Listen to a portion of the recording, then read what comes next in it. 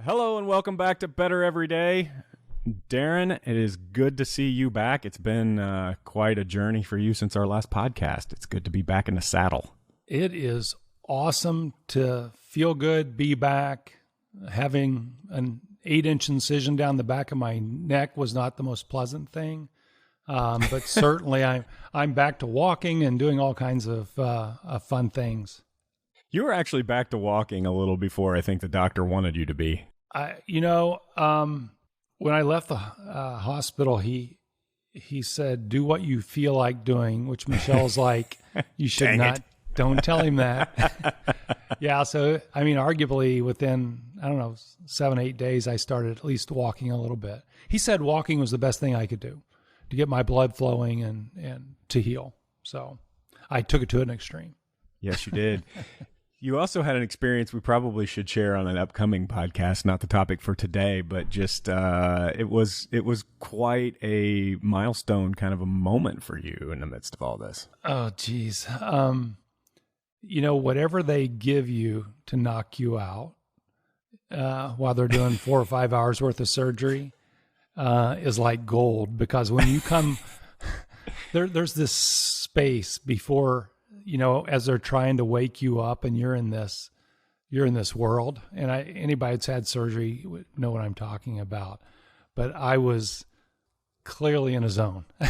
My nurses made me well aware of, I was talking about true self, false, all kinds of great things. So I entertained them. It sounds like you had quite a moment for the nurse as well. So it was good for everyone. Yeah, they are quite amused by me. If you ever wonder if the stuff that we say in the podcast comes from a real place, you should hear Darren's meanderings during his his medically induced state. Yeah, I was like, what can I have surgery on next? Well, honestly, when it happens to you or when you have a moment like that, just even from a friend, it was pretty powerful, even just from me, from the sidelines, getting to see kind of how you came out with eyes wide open. Yeah, it was an awesome experience.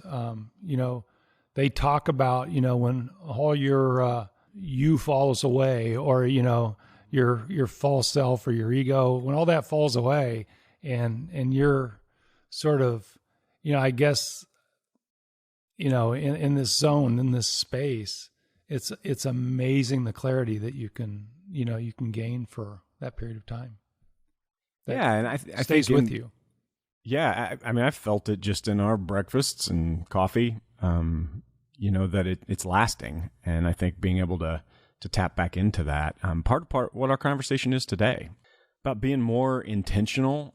You've heard us use the word before, the word curate, which is not a new word to this podcast. It's something that is becoming a powerful way for us to describe intentionally, either whether it's consuming things or whether it's choosing time on your calendar or whatever it is, but intentionally picking and choosing and seeing yourself as the one that's in charge of how you consume things in your life, including your time, your energy, your money, all of those things.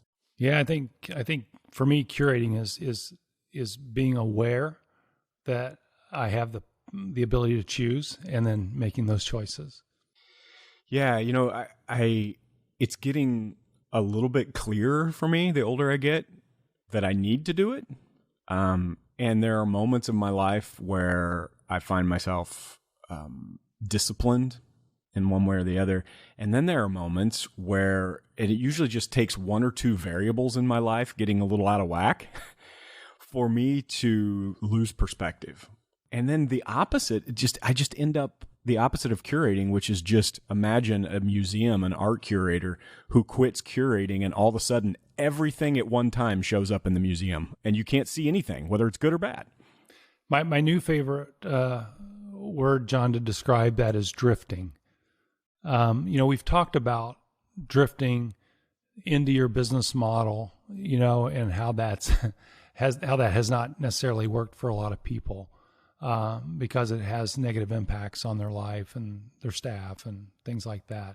But, recently I did a webinar on, drifting into your technology. I mean, because we're in this space where we're moving from what was to what's going to be, and not everything is ready for the future yet, and you're bringing some things from the past, so you're just kind of drifting, and you become so vulnerable with all the bad guys out there trying to get your information. From a technology perspective, you become so vulnerable when you're in that drifting stage because you're not paying attention. But I think it also applies to, lots of aspects of our lives where we just, we're drifting into our health, we're drifting into our relationship with our spouse or our kids. I mean, we drift with our finances. I mean, there's so many, we drift in all kinds of places. So it's just a word for not being intentional. Yeah. It reminds me, as soon as you use the word, it reminds me of growing up, I did some canoeing, on the river. And the thing about canoeing, if you're on a river, is that you're always going somewhere. Whether you're paddling or not, you're going somewhere. And the place that you're going is very rarely the place you want to go. And I remember, you lose your paddle and all of a sudden you're just a passenger. And it's no way to live your life. And I think to be just a passenger in life and to just run into rocks and end up not being the navigator is something that I think this podcast is largely becoming about. How do we create this intent around all of the life that we have? And the word lifestyle is starting to change to me. It's not just about what you wear. It's not just about travel. It's not those things. I think about lifestyle magazines from growing up. The word is changing to me. It's more like, what am I surrounding myself with? What am I spending my time, energy, money, resources doing? And what's that creating in my life? Yeah, I really love the word lifestyle, John. There was a magazine that was out a number of years ago and must not have worked because they stopped publishing. It was called Best Life. And I always bought that. It was just kind of, I love the name of it. It was just the Best Life magazine. But I love the word lifestyle too. But I don't love it from the standpoint of being rich and consuming things. I love it from the standpoint of, your lifestyle is what you intentionally design across all different aspects of your life. So, if you had a piece of paper and you wrote the word, my lifestyle at the top, and then you started listing off aspects of your life, you've got your faith, you got your health, you got your relationship with your spouse, you have, again, your relationship with your kids, with other people. You can go through your relationship with your money, relationship with your business, all those different things. And then you really start narrowing in on, how do I want to curate each of those? I mean, just imagine if you spent, I don't know, a couple hours, half a day, at our coffee place by yourself with a nice cappuccino, and maybe a lemon poppy seed muffin, but just working through that. I mean, just imagine some of the clarity that you might get around that word lifestyle and what it means to you. Yeah, and I think, Darren, it starts with the discipline to create the space to even have the 2 hours at a coffee shop. For me, this whole conversation, and I know it's a little bit different with you in your life right now, but for me, all of curating my life begins with my time. Even my finances, because I'm in a place in my life where I can take jobs or not take jobs based on whether or not how I want to spend my time, and whether or not there's a volleyball game that weekend, or whether there's something more important for me to do in the weekend. And so everything for me begins with getting up in the morning and saying, is Google in charge of my day? Have I filled my day full of Zoom calls where if I wasn't there, nobody would even know or care? Or have I intentionally created moments that are maximum impact? And what drifting means for me is, I know I'm drifting. I know that I've lost my paddle from the canoe, and I'm just drifting, if I get up in the morning on a regular basis and I find myself maybe 4 or 5 days in a row going, what's Google telling me to do today? That's when I know I've lost control. I need a poppy seed muffin and a moment of intersect where I can say, I'm in charge of this. I'm going to start with my time. I think it's a great point, John. I think maybe, when you write my lifestyle at the top of your page, maybe the first bullet point is time. And maybe that is where you start, and you really analyze how you're spending it right now, and make sure that you do start there. I mean, you and I met for cappuccino, coffee, and poppy seed muffin this morning, and we better not get a drug test now that I think about it. It's poppy seeds. I know. But it was beautiful out. It was in the high 60s this morning. It's sunny. We sit outside. And I walked up and said, just thank you, because I love spending a couple hours talking about life and friendship and business and all those things. It's the best. It's how I spend the best part of my day. But when I was caught up running an accounting firm when I was 30, 40 years old, I never spent my day that way. And now it's the thing that gives me the most energy. I think it's got to be at the top of your list. You have to ask yourself, how do I want to, and the other word that you brought up that I love is the word spend. And not just as it relates to finances, but as it relates to everything. This idea that we're spending something, we're spending our time, we're spending our energy, we're spending our emotional bank account, to use a Covey term. Yeah. Oh man, I love that term. I mean, the truth is you come to a point where you feel like you're drifting and you're just passively going through life, and you start to feel overdrawn in all of your accounts. Hopefully it's not financial, but sometimes, this is how credit card debt gets out of control. You just use your credit card and then all of a sudden you are way overspending because you haven't been intentional. Same thing happens with your time. You just say yes to everybody who wants a meeting with you or wants something that seems good. And the next thing you know, your calendar's overdrawn. And it feels the same. It's an emergent feeling, and you feel in debt to your time. And then the same thing happens with your relationships. Man, I love the concept of of a relational bank account where if I need something from someone, a friend or a spouse or a loved one, and I haven't poured into that relationship so that I have capital, then I am overdrawing my relationships. And man, if you add your financial overdrawn to your calendar being overdrawn, to your relationships being overdrawn, the sense of anxiety that the world is feeling right now, and this high level of emotional health struggle and mental health problems, it often, I think, comes from this sense of drifting, of not stopping to take control. And Darren, you've done this to me at least twice that I can think of in our friendship, where you have had interventions of big words, not something it's not your personality. You haven't done that, but you have said to me something like, you need to stop. You need to stop, and at all costs. Yeah, but at all cost. Yeah, but what about it doesn't matter. None of that stuff matters until you pick up the paddle and point the canoe in the right direction. And it's easy to say, yeah, but Darren, we get emails and LinkedIn. Man, I'm so thankful for those of you listeners who are sending LinkedIn messages and emails out. It is so helpful for us. But Darren, I hear a lot of people saying, I love what you guys are saying, but it feels so far from where I'm at. It feels like, if you guys can have a poppy seed muffin and a coffee once or twice a week, I might get it once or twice a month at most. How do I intersect it? How do I say I'm in charge now? Yeah,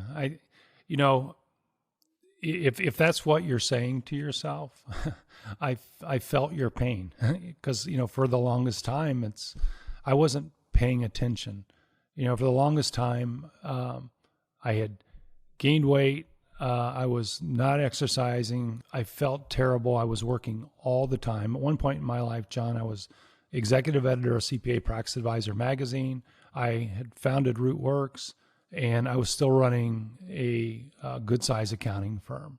And I was trying to do all three of those while my kids were young and in all kinds of activities, and, maintaining a relationship with my spouse. I mean, I was overspent in every category. And I just said one day, this is not working. And it wasn't like the next day it started working. It's a journey. It started by, really me putting my lifestyle at the top of the page, and starting to examine lots of different areas of my life. And, the thing I think is important, John, is, I don't remember who said it, but it's been said that you can't solve problems at the same level they were created. And so reading, as you and I talk a lot about, has been critical for me, because I'm not going to all of a sudden be smarter than I was yesterday to fix all the problems that I got myself into. I had to start really diving in and learning in all those different aspects. So if you think about those different bullet points, underneath your lifestyle, what happens if you start educating yourself and seeing what else is out there, what other people are doing? Because what I have found is I'm typically not the first person who's encountered those challenges and have thought deeply about them. There's other people that have gone before me that I can learn from. Make sense at all? It does. The word, I always bring my mom into this because she talks so much about this kind of stuff. Hi, Claudia. Hey, Claudia. The word that she has used since I was a kid is margin, to talk about why people don't read. When I think about margin financially, for some reason, the financial side of spending makes the most sense practically. And when I think about my finances, I wasn't in charge of my finances until I started having margin. Like if my budget gets to zero every month, I'm panicked. And the same thing happens with my calendar. If you just use every single moment of your calendar, every single bit of your relational capital and every single bit of your money, you live in this constant state of on the edge. And I think when I started realizing that I don't need to fill every hour of even my work day with a meeting or with work. Everything in my life, including my job, is going to get more of me because I have margin. And I think it's that ruthless pursuit of margin that creates long-term health. Darren, you are a great example of this. My mom's another one. You don't try to get a meeting with Darren at 8 a.m. on a weekday. Not happen. I used to let somebody else control my calendar like that, and meetings were at 8 and they were at 5. And I'm like, I hate these meetings. I love it. I see your calendar. We share a calendar, and I can see your calendar, and every day of the week it says planning or something, which is like walking. This is my margin. This is my margin. And I think it takes that kind of practicality when it comes to this. This is not even a figurative thing. This is a practical, hard practice of just saying, no, this time is my time and I need it. And you can increase that as you get older and have more space. As an example for me, sort of my mornings, John, are, I usually I never set an alarm, ever. If I have to set an alarm, it's because I had to catch a flight at 6 a.m., which again, I will not book. So that's typically not going to happen. But I naturally get up at 6:30. I just wake up at 6:30 because lights start to come in and I just naturally wake up. I go fix coffee pretty much every day, sit on the back porch and read a little bit in the morning early. So that's sort of my daily routine. But from a consuming book standpoint, I'm not consuming a lot of books at 6:30 in the morning. Yeah, me neither. I block those 2 hours off every morning to sort of learn and grow and exercise, and I do all those things together. So, I typically go walking at 8, and I'll walk for an hour and a half, and I'm listening to a book normally. and you walk for a week, an hour and a half a day, you listen to a book. So if you want to, you can consume 4 books a month at that pace, which is a lot. And I don't do that. There's days when I walk and I just enjoy the weather and just my environment. But you can get into that routine. You don't have to start meetings at 8:00. And I didn't know that for the longest time. You do get to control your calendar. You do. And so what I've found so interesting, both with the people that I've watched, present company included, and in the experiments I've done with myself, is that just pick one of these things. Pick one. Calendar is the one that's most impactful to me, but when you pick it and you get leverage, you put margin inside your calendar, all of a sudden, the margin and the curation of the other items, the other parts of your lifestyle, become more natural. Because you picked up the paddle in the canoe and you started paddling in a certain direction, you're in charge now. That means you can begin to prioritize the relationship capital that you need. You can begin to manage the financial side of what you're doing. You can begin to think about what you're buying and how you're consuming things. Because you've created margin and momentum in one of these categories, you begin to see the impact, and it gives you energy to create that same margin and intent around those other things. And it really does snowball. It's amazing how it feels. I'm watching one of my sons right now. He's going to travel. We're in a fall month, which is beautiful around here. And he has 2 small children and a wife. And he's traveling, I think, 27 out of 30 days this month.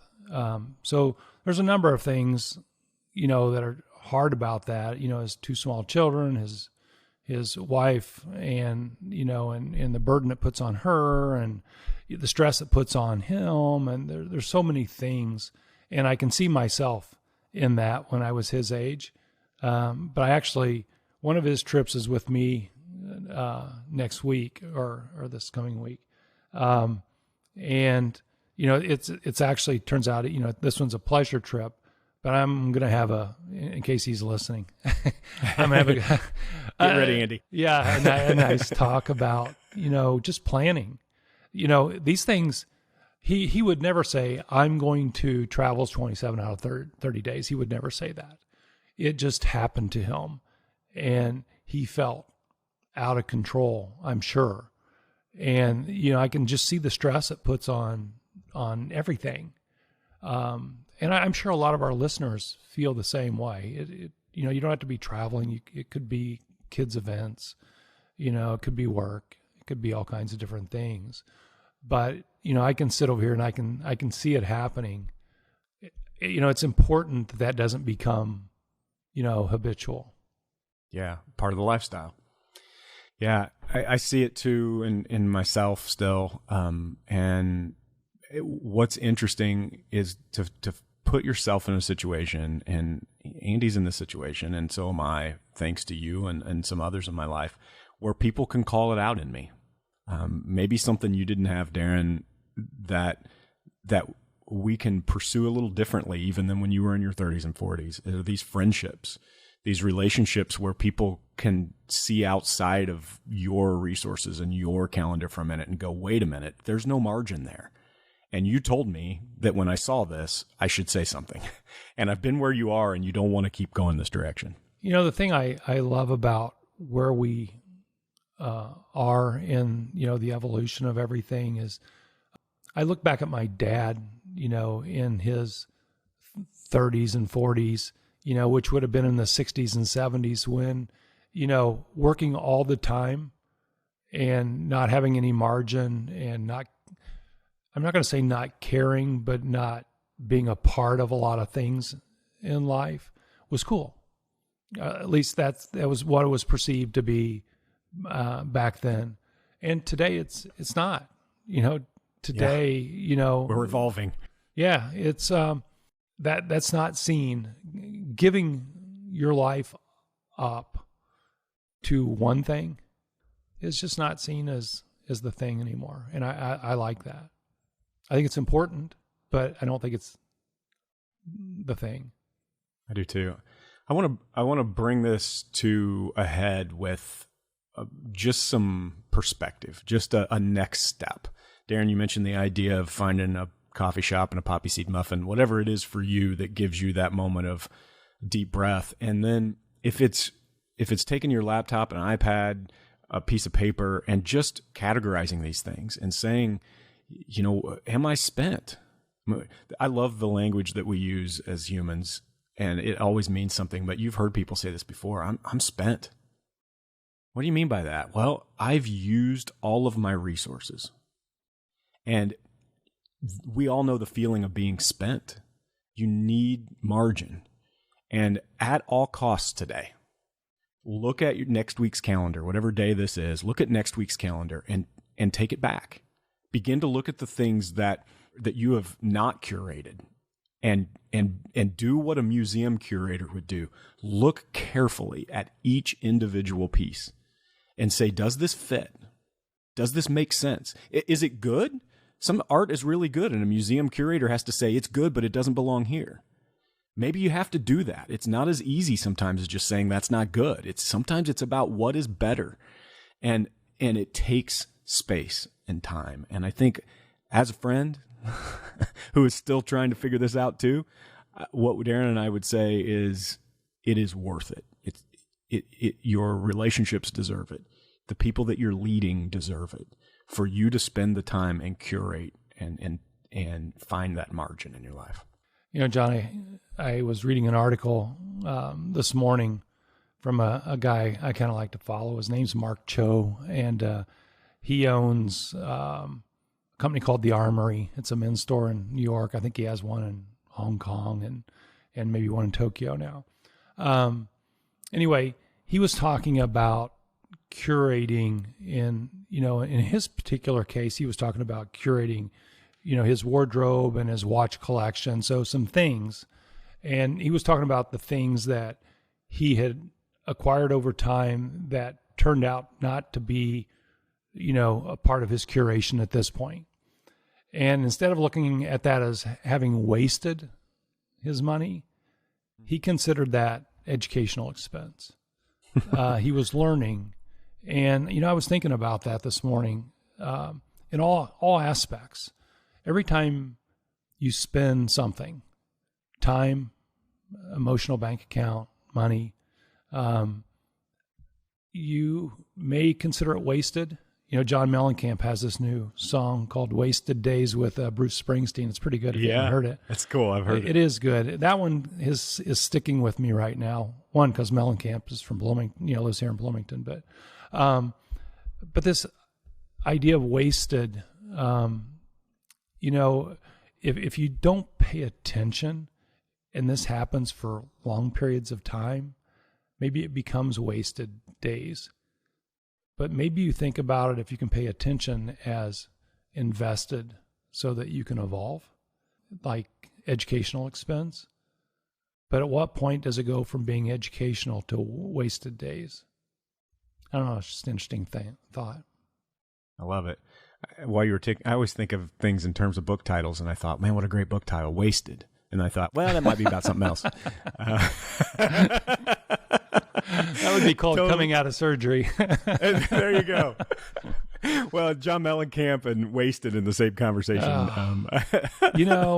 I am learning to really enjoy his wisdom. Yeah. I used to just love his songs. I mean, he was playing in the bars in Bloomington when I was in Indiana University, so it's been a long time.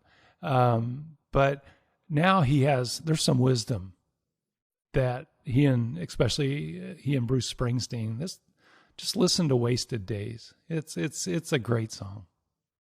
So here's your assignment for the day.